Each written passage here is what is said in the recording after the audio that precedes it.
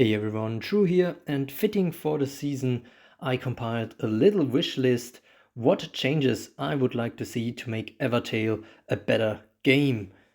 Maybe someone from ZigZa is watching this, fingers crossed.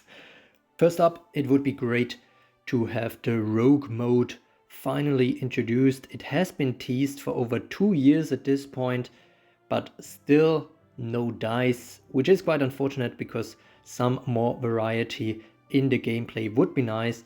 Not all that much is known about the rogue mode. It was supposedly something where you have a little team and go through different bosses, maybe where it actually matters how much health is left on your units, etc., etc. But honestly, at this point, no matter how it is implemented, it would be a breath of fresh air and very welcome. Now, something that already was a very welcome introduction was the pity that didn't exist beforehand in Evertale 1.0. You could go hundreds of thousands of soulstones without ever getting an SSR from the banner. Of course, the probability for that was low, but it's nice to have some cap. The cap is 50,000 now on a single banner without carrying over anything, which honestly is a bit high. There's only like a 3% chance of actually triggering the pity. It's nice to know that it's there as a backup kind of thing, but honestly, I think it could be made much lower without affecting revenues much, maybe even positively, because the pity is something that is also interesting for whales just as much as for F2P players, of course. And so something lower, like maybe 30k or 28k, just because it's a really nice number, would be great, giving more reassurance without affecting how many soulstones are spent all that much. I'm not asking for something crazy like 10k pity, which would definitely massively affect how many soulstones need to be spent, but 28k, the difference between 28k and 22k more, so basically to the 50k, isn't all that much probability wise, but it is a lot in terms of how frustrated people become when they are pulling and not getting the banner SSR that they are hoping for. If you have seen my previous summoning videos, you know that I can personally attest to that. On to a different topic again, I'm looking at the server groupings, and here I just really wish we could kind of extend the groupings a little bit more, especially for the OG servers which never really got a grouping update. So for example, in the Americas we still have EA1, EA2 and SA1 together, and it's the same people for over 2 years. I don't see any pain in extending those groups to have a bit of a wider range of competition and fun, and maybe just mix it up a little bit more. Of course, there's also the option of server fusions, which may be a bit more difficult to do technically than just changing the groupings, which is again why I'm making that point that the groupings isn't really all that big of a wish. It shouldn't be such a big problem. But anyways, fusing the servers, of course, is also some idea, especially for the ones that are not all that active anymore. You could maybe have a bit of a threshold, an active player threshold, and below that think about fusing those servers. But then again, I'm not into the technicalities of that, and maybe it's just easier to do bigger groups of servers clashing together in the War of the Realms and the Champions Arena. Speaking of the Champions Arena, I mean, we all like some good old arena play, or some of us do, and what would be really nice to have here is kind of a worldwide competition. And how do I think this should work? How about we have, besides the normal arena, the Champions Arena, also a third arena where we have a kind of endless elo ladder, like we know it in many other games. It doesn't have to be elo necessarily, but it is a very well-known and pretty simple to implement system. And I would just like to have a better rating system instead of being so activity focused like in the other ones, and especially kind of deadline focused, this would be a good alternative, especially because it would be kind of nice to have a kind of worldwide mode, which means it also needs to be time zone independent, and the ELO rating system would be something where this is possible. Of course, this would have to come with certain restrictions. For example, you can only tap a certain account maybe once a day for something like that. But this is something that is about the implementation. But just, putting the idea out there, I really would like to have something that is a bit more objective. On the one hand, I think it would be really great for competition and kind of fueling the competitive drive between the players without taking away the smaller competition in the other arenas.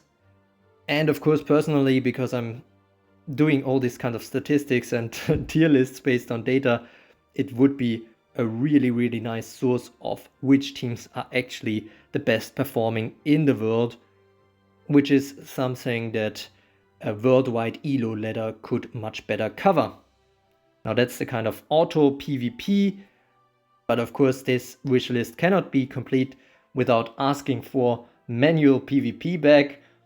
It's been nearly 3 years without it now, and it is still something that is missed by the OG players a lot, I think. I think it could be implemented as it was for friendly PvP, so just a kind of friendly lobby, maybe within your alliance or something. But of course, many are also saying, okay, with the kind of new unit introductions of the recent months and maybe even years, it is harder and harder to see how manual PvP could work and how it wouldn't take forever. So I would propose a slight rule change there, which is basically that skipping is not possible. Like in Evertale, skipping isn't a thing for these units and makes for less abuse potential. Of course, it also means less kind of possibility for you to bring your own spin to the game, but I think there's just too many units at this point that could abuse the kind of skipping.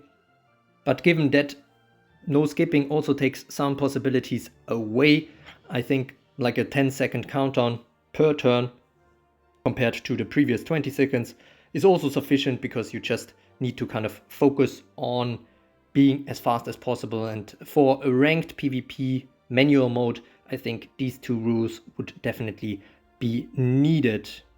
Of course, there could also be other ways to do it, and I'm very open to them as long as we somehow get manual PvP back. That would be just really, really nice, because it was very engaging. And maybe alternatively or additionally, something that we also didn't see in 2.0 yet, but had a lot and enjoyed a lot in the 1.0 version of the game, is the draft PvP mode. This was something where you didn't have to have any units, but you get some suggestions or basically options to choose from, always 3 units, and you kind of pick and collect 8 units, 2 of which are SSR units. Build your own team and go into fights against other players. That is manual PvP fights.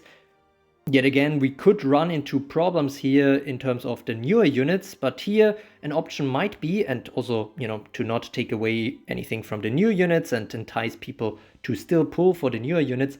In draft PvP, maybe we could just focus on the 1.0 units, basically cutting it off at 2021. But yeah, this would just be a mode where, yet again, we have some manual finessing without any kind of advantage or disadvantage from whaling. Maybe the only option would be to kind of buy tickets with soulstones to do more draft PvP, but have kind of a baseline for everybody to still have some soulstones involved, I suppose. More manual options would just be really great and give people more options to enjoy the game deeply and how it was initially played, or how it started out, when you're just beginning the Evertale journey. That is also why I think it would be really great to make it possible to do the Tower of Trials battles manually. Granted, they will take a very, very long time, but here it would be really, really interesting to see how much you can really go beyond what levels you could usually go with your team just by really clever gameplay. Or I guess abusing some of the newer units' really great passives and active skills. Which leads me to my next point, and that is about the new units. And after the 2023 power creep really picked up, it would be nice to have it slow down yet again. Maybe go into a phase like in 2022, where occasionally a really great unit comes out, but otherwise you really kind of pick and choose what works with your team type. Nowadays, it's really hard to skip any units because all of them are just getting greater and greater, and oftentimes top 20 immediately. Maybe we can find some balance there where it's just every second or third unit that is really a possible new top 5 unit. I'm sure this would be appreciated by both F2P and whales in the long term. Something that might also be appreciated is a bit more diversity in the new units. Yes, it has been like 1.5 years again since we saw a male unit, even longer than that for any kind of monster. And I think, given that this is basically marketed as a monster catching RPG, it would be pretty nice to at least have maybe one monster released every quarter or something like that. Shouldn't be all that difficult to ask for. I mean, you can even give them some weaker skills if you really want to and combine this with the kind of slower power creep, but would still be nice to have some fresh monsters that are actually viable, given that every single monster that is not some form of human, well, actually every non-female unit is at this point actually pretty useless in the meta. So yeah, more diversity there would be nice. We just got the New Year's summons again, by the way, which is of course nice for everybody who has 1000 paid soulstones and gets a kind of guaranteed SSR back from that. What would be nice though is to have for the holidays, for this kind of new year, something that might be a gift for everyone. I'm not saying give everybody a great SSR or something like that, but how about just something like, okay, here, press that button and summon something and you get one off-banner SSR for free. A random one at that. It will not likely go into any top teams or anything like that, but it would be a nice gesture still, I think, and give some more exposure to these very old units. And before I wrap this video up like a present, one personal wish at last, I think something that is not quite as relevant for others, but I would really like to see some kind of data export feature which allows you to quickly kind of get information on some teams, maybe exporting the top 50 from a Champions Arena, for example, which would allow me to much better scale my SSR world rankings, basing them on a bigger data variety from even more servers from around the world, and be able to make even better data-based tier lists. Do you have any other wishes to ZigZa that I missed? Let me know in the comments, and thanks to Archie for the suggestion for this video on my Discord server. Don't forget to like and subscribe to become a true carrot. Happy holidays, and as always, thanks for watching.